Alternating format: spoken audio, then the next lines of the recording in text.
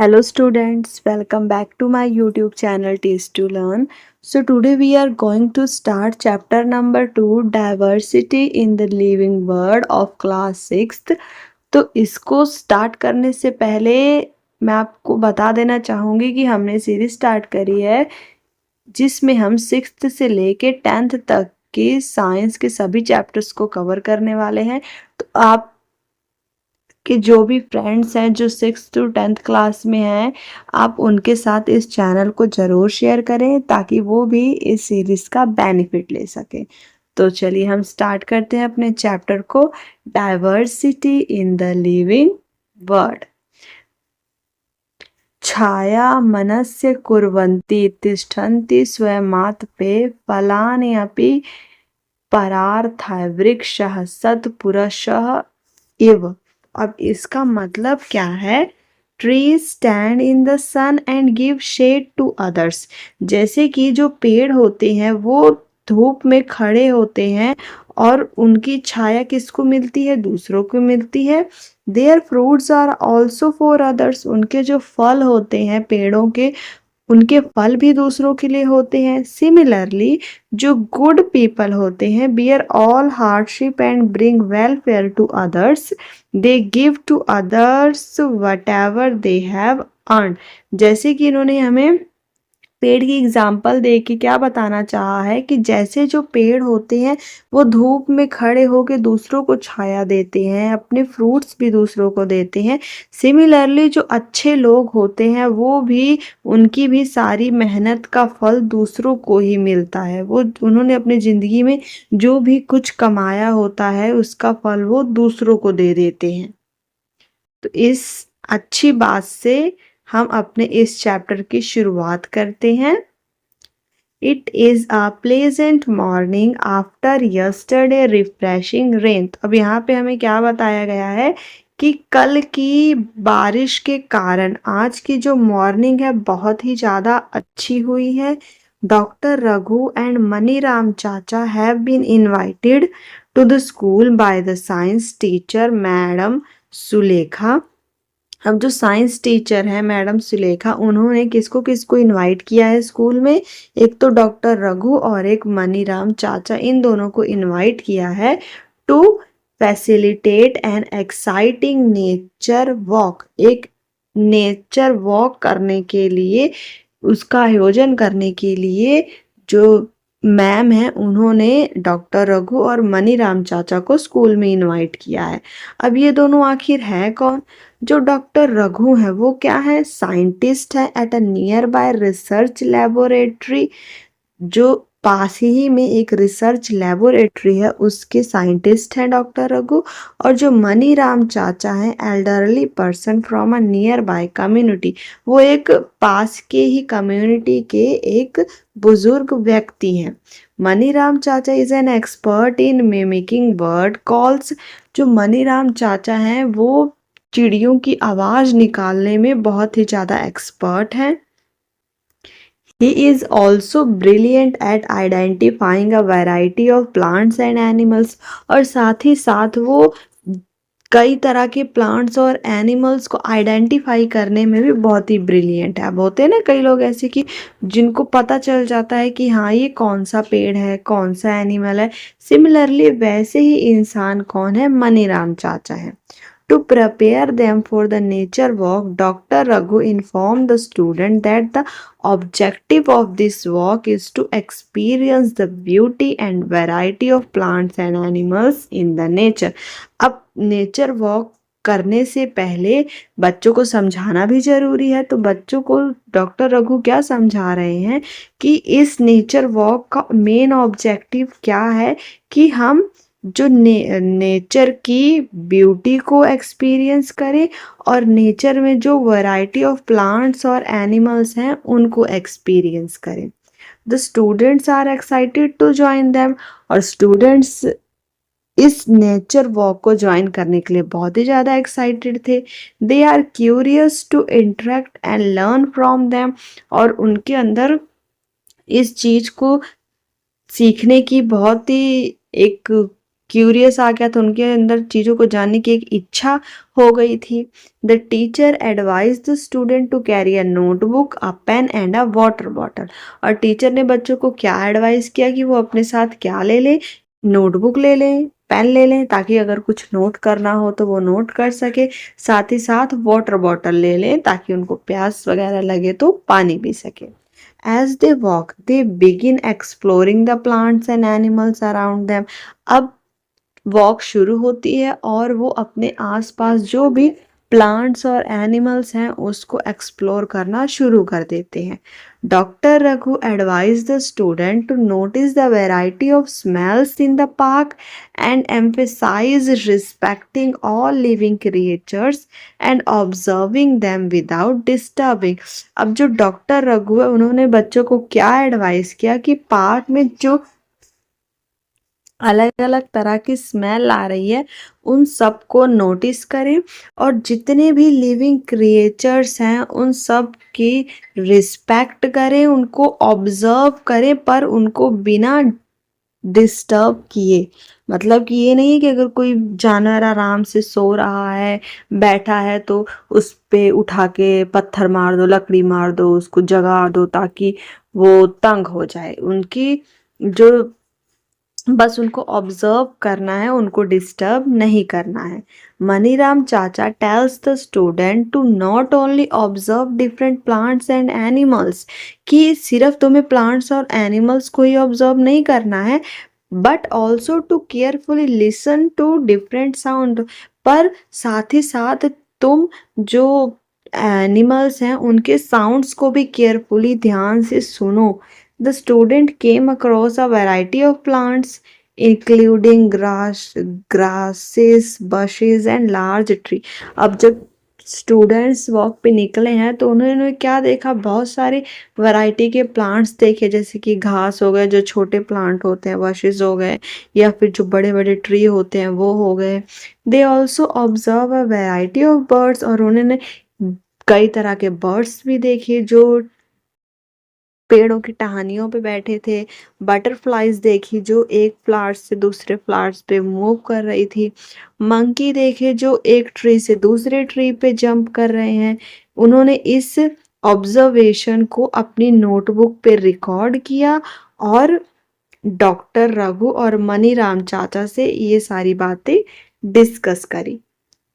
अब बच्चों को तब समझ में आया जब उन्होंने अच्छे से सब बर्ड्स की आवाज को नोटिस किया, तब उन्हें पता चला कि amazing how each bird has its unique chirp. Chirp का मतलब है चहचहाना, जो चिड़ियों की आवाज है। तो भी उन्हें पता चला कि कैसे जो सभी बर्ड्स हैं उन सभी का चहचहाना बिल्कुल अलग है। कोई भी बर्ड ऐसा नहीं होगा जिसका चहचहाना सेम होगा। The student can hear the chirping of bird, उन्होंने आवाज सुनी।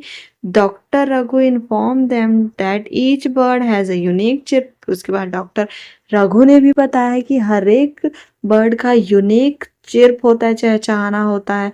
This is an example of diversity in nature, और यही एक एग्जाम्पल है डाइवर्सिटी इन नेचर, क्योंकि कैसे नेचर में कितनी विविधता मौजूद है, कितने अलग अलग तरह की चीजें मौजूद हैं। डॉक्टर रघु रिक्वेस्ट मनीराम चाचा to mimic calls of some bird. अब स्टार्टिंग में हमें बताया था ना कि जो मनीराम चाचा है कैसे वो बर्ड्स की आवाज मिमिक करते हैं, उसको कॉपी करते हैं। तो फिर डॉक्टर रघु ने यहाँ पे रिक्वेस्ट किया मनीराम चाचा से कि वो कुछ बर्ड्स की आवाज हमें मिमिक करके दिखाएं। तो जो मनीराम चाचा थे उन्होंने डिफरेंट बर्ड्स की आवाजों को मिमिक करना शुरू किया। The students enthusiastically start copying him, और सिमिलरली जब मनीराम चाचा ने ऐसा किया तो स्टूडेंट्स भी बहुत खुशी खुशी एकदम जोश से भर के उन्होंने भी मनीराम चाचा के पीछे उनको कॉपी करना शुरू कर दिया। Have you ever observe different plants and animals around you? क्या आपने अपने आसपास अलग अलग तरह के प्लांट्स और एनिमल्स ऑब्जर्व किए हैं? तो आप देखेंगे, आप अगर अपने घर में भी बैठे हैं तो अगर आप अगल बगल देखेंगे तो आपको क्या दिखेगा, आसपास अपने डिफरेंट तरह के एनिमल्स दिखेंगे। आप जिस रूम में बैठे हैं वहाँ पे भी आपको चूहे वगैरह, छिपकली वगैरह दिख जाएंगी, बाहर भी आपको अलग अलग तरह के पेड़ दिखेंगे। तो क्या है, ये क्या है, अलग अलग तरह के ऑब्जर्वेशन ही तो है। अगर आप ऑब्जर्व करेंगे तो आपको काफ़ी तरह के प्लांट्स और एनिमल्स अपने आसपास दिखेंगे। Share and discuss your observation with your friends and teachers. और आप ये ऑब्जर्व करके अपने घर में अपने पेरेंट्स के साथ, अपने फ्रेंड्स के साथ, अपने टीचर के साथ अपनी ऑब्जर्वेशन को डिस्कस करें और शेयर करें।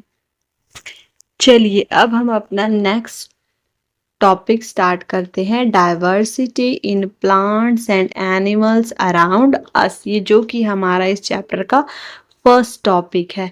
अभी तक हमने क्या देखा कि कैसे चिल्ड्रंस को नेचर वॉक पे लेके गए, जिसमें हमने उन्हें अलग अलग तरह के प्लांट्स और एनिमल्स को ऑब्जर्व करने को कहा। तो अब हम अपने आसपास की डाइवर्सिटी को देखते हैं, अलग अलग तरह की चीज़ें देखते हैं कि हमारे आसपास कितने तरह के प्लांट्स और एनिमल्स प्रेजेंट हैं। इसमें सबसे पहली एक्टिविटी देखते हैं क्या है, plan a nature walk with your teacher to a park or a near by forest.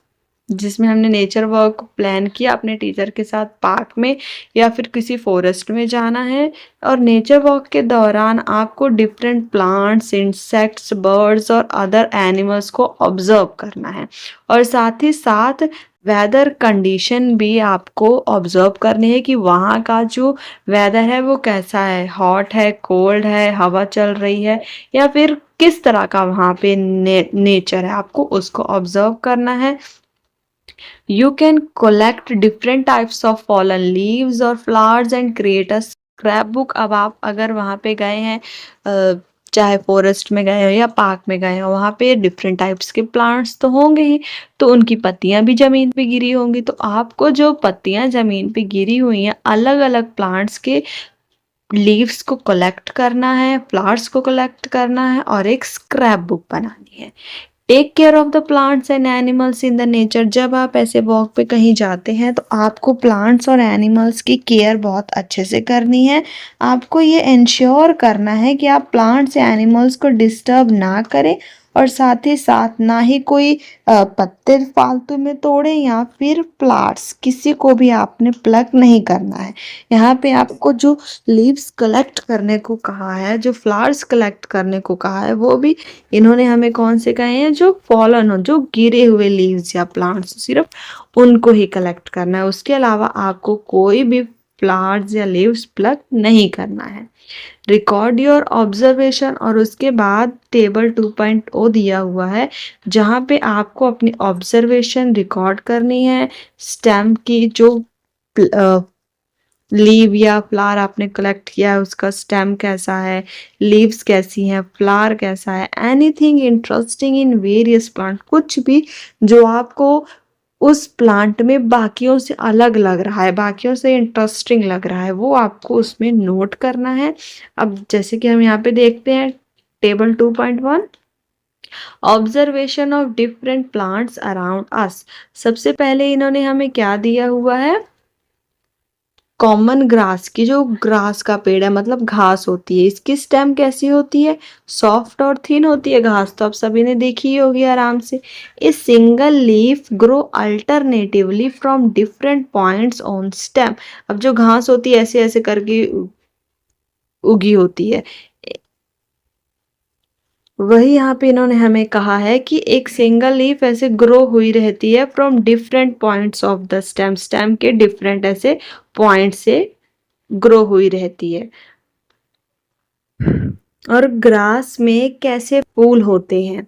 अब यहाँ पे जो इस टेबल में 2-3 जगह ये खाली दी हुई हैं, ये आप सभी के लिए होमवर्क है। आप क्या करेंगे, कमेंट बॉक्स में इसको सर्च करके लिखेंगे, और मैं कल आपके कमेंट बॉक्स मतलब जब नेक्स्ट क्लास आएगी तो उसमें मैं आपको इसके आंसर बताऊंगी। पर आप सभी ने इस सब जो यहाँ पे बॉक्स खाली है इन सभी के क्वेश्चन जरूर फाइंड करने हैं और कमेंट बॉक्स में कमेंट जरूर करना है। बाकी इस टेबल को मैं कल की वीडियो में फिल कराऊंगी। अब यहाँ पे इन्होंने तुलसी का बताया है, क्या है स्टेम उसकी कैसी है, हार्ड एंड थिन है। Arrangement of pairs of leaves in opposite direction, कि तुलसी की जो लीव्स होती हैं वो कैसे अरेंज रहती हैं, इसके फ्लावर किस कलर के होते हैं, पिंकिश पर्पल के, और कोई अदर ऑब्जर्वेशन। अब ये जो है ये आपको फाइंड करके आना है और कमेंट बॉक्स में कमेंट करना है। अब जो हिबिस्कस है, हिबिस्कस की स्टेम कैसे होती है, हार्ड होती है। नीम की भी स्टेम कैसे होती है, हार्ड होती है। इसके लीव्स और फ्लावर्स के बारे में आपने बताना है। जो नीम है उसका अदर फीचर क्या है कि जो इसकी लीव्स होती हैं वो उन स्मूथ सरफेस की होती है। अब यहाँ पे हम देख पा रहे हैं कैसा है, देखो यहाँ पे ग्रास भी हमें दिखाया हुआ है कैसे ग्रो करा हुआ है। सिमिलरली तुलसी भी दिखाई हुई है कि अलग अलग डायरेक्शन में है। ये क्या है, हिबिस्कस का फूल हमें दिखाया हुआ है। ठीक है, अब यहाँ पे जो टेबल में खाली जगह है आपने इसको कमेंट बॉक्स में कमेंट करना है ध्यान से, और इसको हम कल की वीडियो में डिस्कस करेंगे। What similarities and difference did you find among the plants that you observe?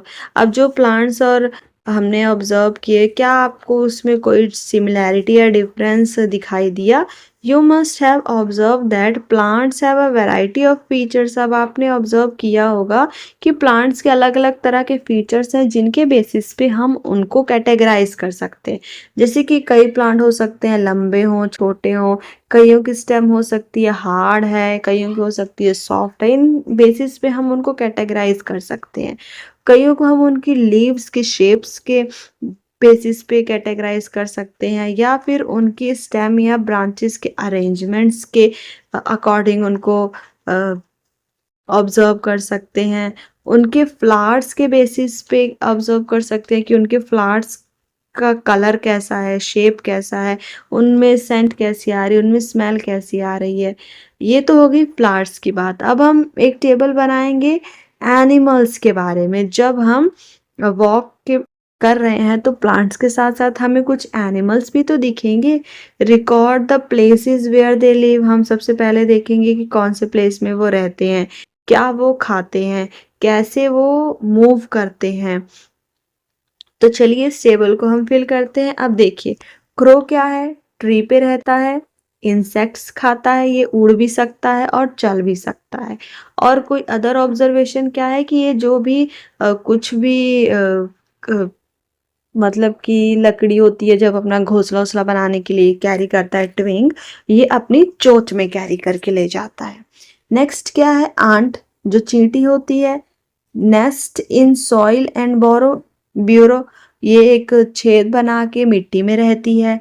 क्या खाती है, लीव्स खाती है, सीड्स और इंसेक्ट्स। जो चींटी होती है वो दाने खा लेती है, इंसेक्ट्स भी खा लेती है, पत्ते भी खा लेती है। और ये कैसे मूव करती है, ये सिर्फ चलती है, वॉक करती है, उड़ नहीं सकती।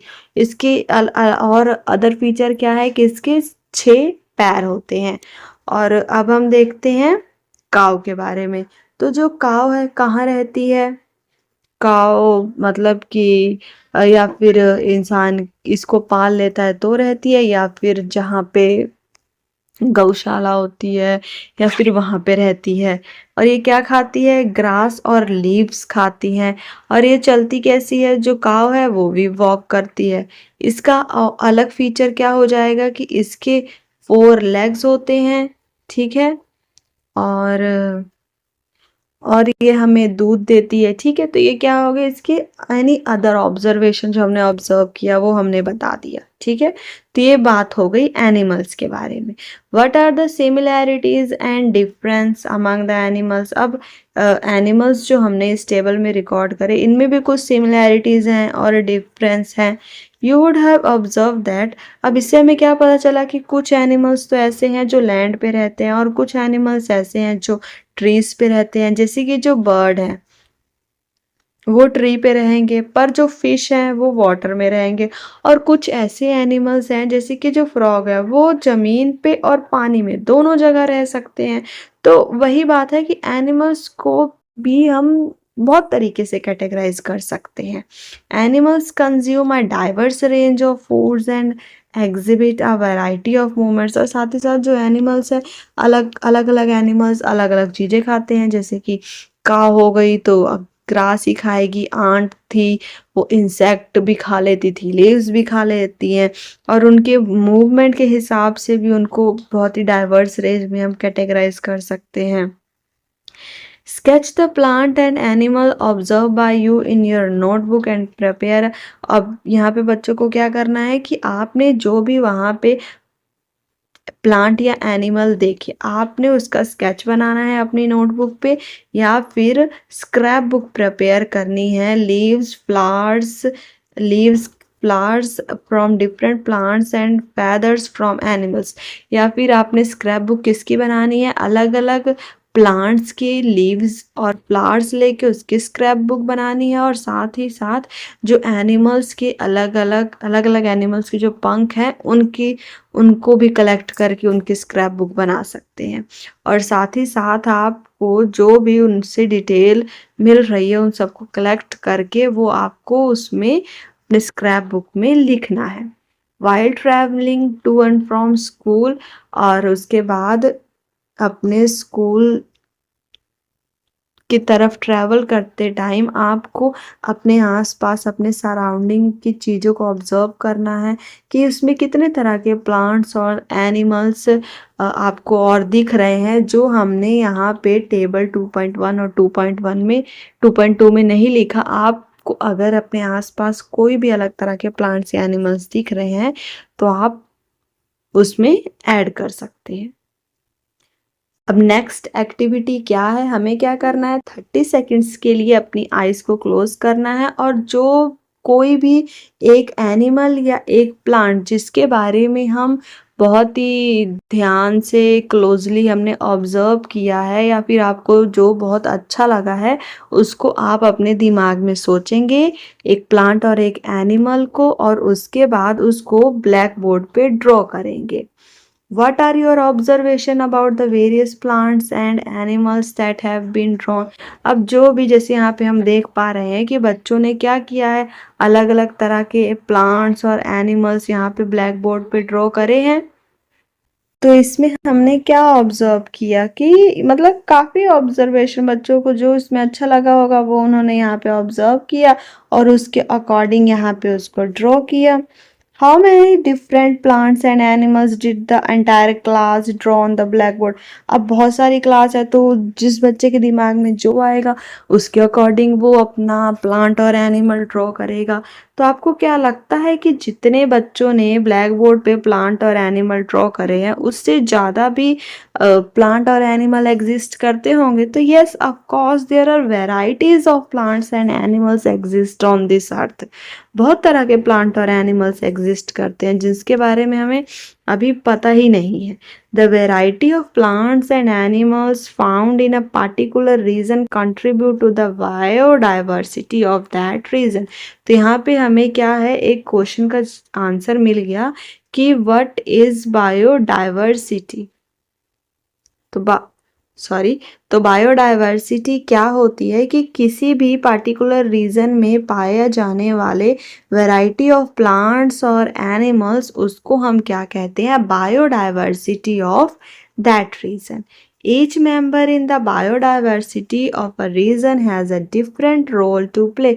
अब इस बायोडाइवर्सिटी में जितने भी अलग अलग तरह के जो भी एनिमल्स हैं या जो भी प्लांट्स हैं उन सभी का अपना एक रोल होता है। जैसे कि trees provide food and shelter to some birds and other animals. जो ट्रीज होते हैं बायोडाइवर्सिटी में प्रेजेंट है वो क्या देते हैं, फूड देते हैं और रहने की जगह देते हैं कई बर्ड्स को और कई एनिमल्स को। सिमिलरली जो एनिमल्स होते हैं वो हेल्प करते हैं spreading seeds after eating fruit and so on. और जो एनिमल होते हैं वो सीड्स को एक जगह से दूसरी जगह ले जाने में मदद करते हैं। जो फ्रूट खाने के बाद हम सीड फेंक देते हैं उस सीड को एक जगह से दूसरी जगह ले जाने में मदद करते हैं और उसी सीड से दूसरे ट्री ग्रो होते हैं। अब ये असल में ना एक फूड चेन वाली बात हो गई है। जैसे फूड चेन में आपने पढ़ा होगा कि कैसे एक एनिमल दूसरे एनिमल पे डिपेंड करता है। जैसे एक रैट होता है, उस रैट को कौन खा लेता है, इसको कौन खा लेगा? बिल्ली खा लेगी। तो बिल्ली को आगे कौन खा लेगा? लायन खा लेगा। फिर जब लायन मर जाएगा तो इसकी जो जो हड्डियां होंगी, मतलब जो उसकी बॉडी होगी, उसको कौन खा लेता है? ईगल खा लेता है। तो इसमें हम क्या देख रहे हैं कि कैसे जो एनिमल्स हैं, जो प्लांट्स हैं, एक दूसरे के ऊपर कैसे डिपेंड कर रहे हैं। सिमिलरली वही यहाँ पे इन्होंने हमें बताया हुआ है। और बाकी एग्जाम्पल मैंने बता दिया, और बाकी कुछ और एग्जाम्पल अगर आपके माइंड में हो तो आप उसको कमेंट बॉक्स में कमेंट कर सकते हैं। This shows that plants and animals are depend on each other. इससे हमें पता चलता है कि कैसे जो प्लांट्स और एनिमल्स हैं वो एक दूसरे पे डिपेंड करते हैं। तो ये था हमारा फर्स्ट टॉपिक सेकंड चैप्टर का, क्लास 6 का, जिसमें हमने डिस्कस किया है diversity in plants and animals around us. अब इसे नेक्स्ट वीडियो में हम इसके नेक्स्ट पार्ट को कवर करेंगे। तो जल्दी से जल्दी चैनल को सब्सक्राइब कर लीजिए और नोटिफिकेशन बेल को ऑन कर लीजिए, ताकि जब भी मैं वीडियो अपलोड करूं तो सबसे पहले वीडियो आपके पास आए और आप उसे देख सकें। अगर आपको वीडियो पसंद आई हो तो वीडियो को लाइक करें और इसे अपने फ्रेंड्स के साथ शेयर करना ना भूलें। Thanks for watching.